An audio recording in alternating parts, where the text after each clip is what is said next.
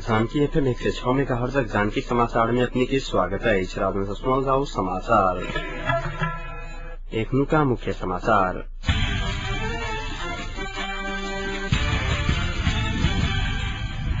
10 दिन भीतर सहमति में प्रधानमंत्री के साझा उम्मीदवारी घोषणा कर पड़ल कांग्रेस नेता केसी के कहब। मातृका यादव अध्यक्ष रहल नेकपा माओवादी फुटल नया संयुक्त क्रांतिकारी मोर्चा गठन। महेंद्रनगर जा रहल बस दुर्घटना 11 के जान गेल 8 गोटे घायल। प्रधानमंत्री टिकोनाई बाल हट रहल एमाले अध्यक्ष खनाल के आरोप। हफ्ता में 42 घंटा होइत आयल लोड शेडिंग अब मात्र हैत 35 घंटा। कांग्रेस नेता अर्जुन नरसिंह केसी कांग्रेस 10 दिन भीतर केंद्रीय कार्यसमिति बैसार बैसक सहमति में प्रधानमंत्री के साझा उम्मीदवारी घोषणा कर बताए में आई है। रिपोर्ट फ्रॉम नेपाल कहने साक्षात्कार में बजट केसी प्रधानमंत्री के उम्मीदवार वरिष्ठ नेता शेरबहादुर देउबा उपसभापति रामचंद्र पौडेल मध्ये कुनै एक गोटे हाथ बताए में आई है। वो दोनों नेता बीच सहमति निदरता तेसर व्यक्ति प्रधानमंत्री के उम्मीदवार बन सके दावी समेत करना। केसी तेसर व्यक्ति सभापति सुशील कोइराला हाथ या नहीं हाथ वो स्पष्ट नहीं कलाई था। प्रधानमंत्री के अभिव्यक्ति सत्ता कब्जा मंशा से आयल एक तरीय तानाशाहीपूर्ण अभिव्यक्ति भेड़ कहित किसी के विरुद्ध कांग्रेस सशस्त्र आंदोलन करता आंदोलन के हवा बिहार से प्रधानमंत्री के हटाए चेतावनी संवेदन चलाई था। वो प्रधानमंत्री के विरुद्ध सशक्त आंदोलन कर राष्ट्रपति के नैतिक बल प्रदान कर प्रधानमंत्री पद मुक्त कराकर छोड़ल अमृता अम्बेडकर चलाई था।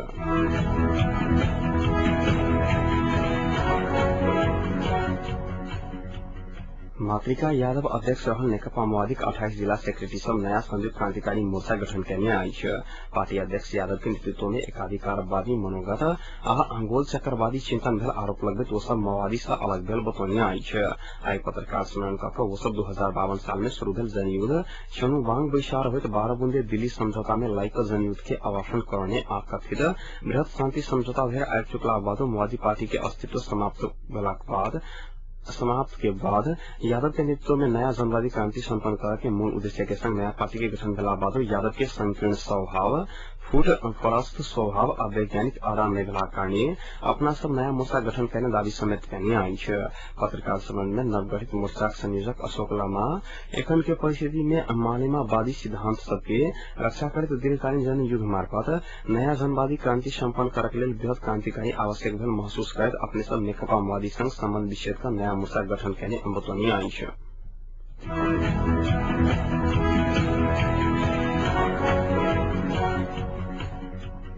नेकपा एमाले के अध्यक्ष झलनाथ खनाल रियो से लौट गए कोनो सूचना व बल नेपाल में कास नया कैद उनके याद रखने प्रधानमंत्री डॉक्टर बाबूराम भट्टराई के सुझाव देने आई है। विपक्षी दल के बाल हट की संज्ञा देने प्रति व्यंग कर खनाल काम चलाओ प्रधानमंत्री सरकार के टिकोनाई बाल हट सहल आरोप लगाने चलाई था। प्रधानमंत्री डॉक्टर भट्टराई विपक्षी दल सबके कई बाल हट की संज्ञा देने रहा जकर अप्रतो अनुलोभन में अध्यक्ष खनाल एहन आरोप लगाने चलाई था। जेकर प्राप्ति भेने अध्यक्ष खनाल एहन आरोप लगाने चलाई था।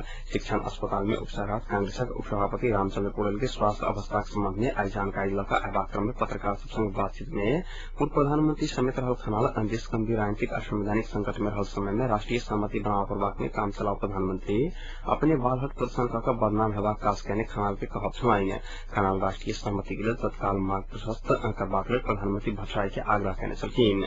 वही भेजक क्रम में अध्यक्ष खनाल और उपसभापति पौडेल बीच देश के वर्तमान संकट से निकास करबाक विषय में संक्षिप्त बातचीत करने छलखिन। भेंट में अध्यक्ष खनाल पौडेल के शीघ्र स्वास्थ्य लाभ की कामना करने हुनक सेवकीय सचिव रामबाबू अधिकारी जानकारी देने आई है।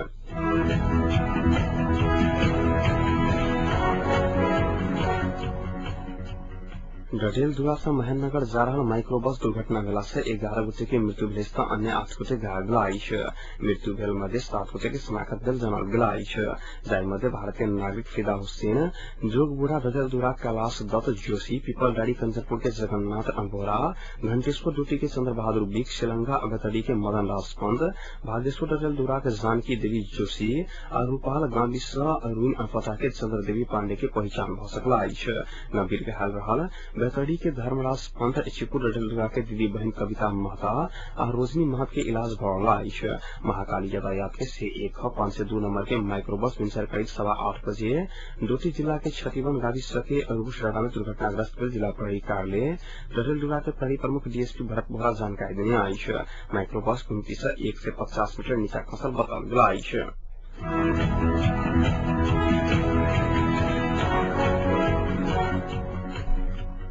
जनकपुर स्थित धार्मिक महत्व पोखर लक्ष्मण सागर के संरक्षण संवर्धन तथा साफ सफाई का अतिक्रमित जगह खाली कराव अपराध कहित लक्ष्मण समाज कल्याण संघ आज जनकपुर नगरपालिका में निवेदन दर्ता करने आई है।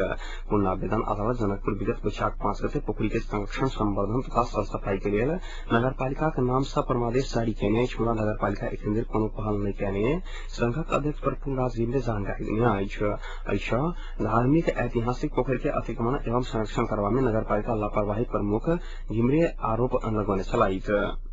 नगरपालिकाले पुनरावेदन अदालतले वैशाख 5 गते फैसला गरेका पनि हालसम्म ऐतिहासिक धार्मिक र पुरातात्विक महत्वको सरोवरलाई संरक्षण र सम्वर्धन र नगरपालिकाले स्वयं तीनतिरबाट निकास गरेर सुपोखरीमा गिराएको ढललाई समेत हालसम्म व्यवस्था गर्न सकेको छ। त्यसलाई स्थानीय स्वायत्त ऐनको अन्तर्गत र पुनरावेदन अदालतको फैसला अन्तर्गत अविलम्ब नगरपालिकाले योजनामा समावेश गरी त्यसलाई कार्यान्वयन गर्नुपर्ने आवश्यकता रहेको छ।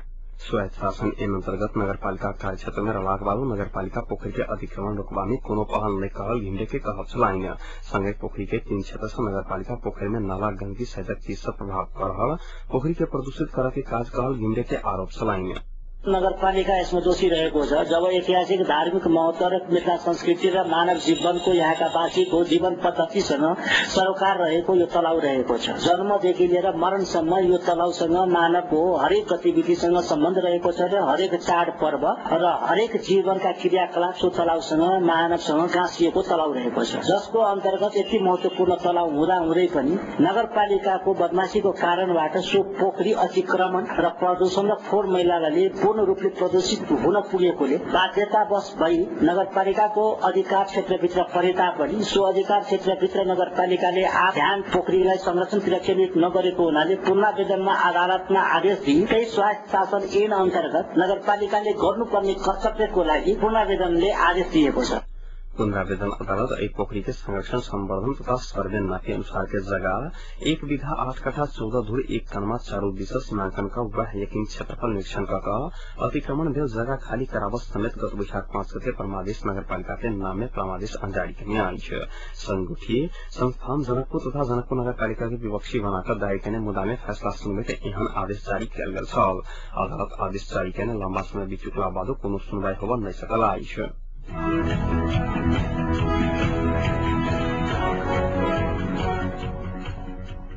सरकार पेट्रोलियम पदार्थक मूल्य वृद्धि करने और पुलिस द्वारा दमन किया गया नेपाल विद्यार्थी संघ आज दिन कैंपस क्षेत्र में 1 घंटा चक्का जाम करने छल।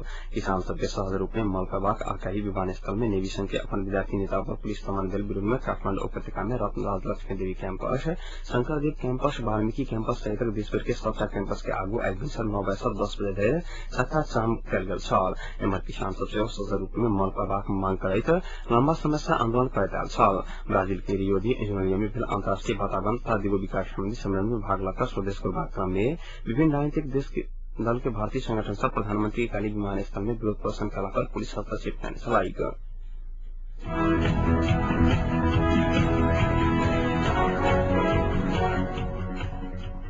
नेपाल विद्युत प्राधिकरण कैली से पुनः लोड सेटिंग घटावा लगला है। प्राधिकरण के अनुसार कैली से दैनिक 1 घंटा के दर से लोड सेटिंग घटाकर दैनिक 5 घंटा मात्र कैल जताएगा।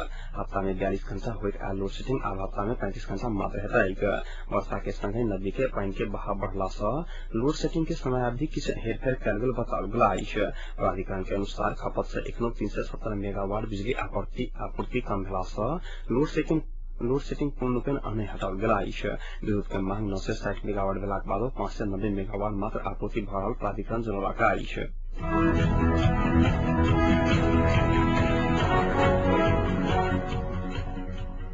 अब तापक्रम में तापक्रम 35 डिग्री सेल्सियस रहला है।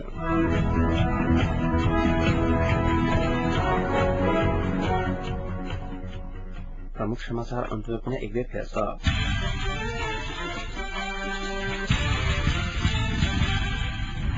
10 दिन भीतर सहमति में प्रधानमंत्री के साझा उम्मीदवारी घोषणा करब कांग्रेस नेता केसी के कहब मातृका यादव अध्यक्ष रहल नेकपा माओवादी फुटल नया संयुक्त क्रांतिकारी मोर्चा गठन। महेन्द्रनगर चार बस दुर्घटना 11 के जान गेल 8 गोटे घायल।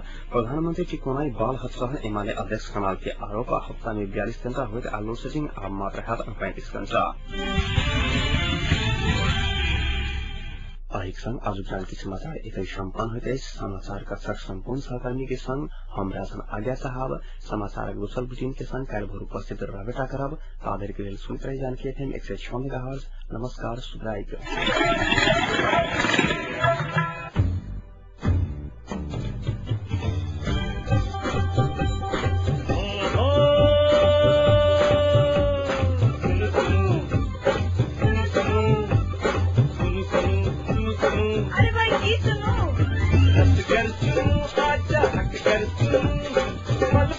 खबर घर फैसल जानकी सबके मन माफी खबर बात ऐसा सुनो जानकी सबके मन माफी खबर बात ऐसा सुनो सुनो सुनो। जानकी एफएम 106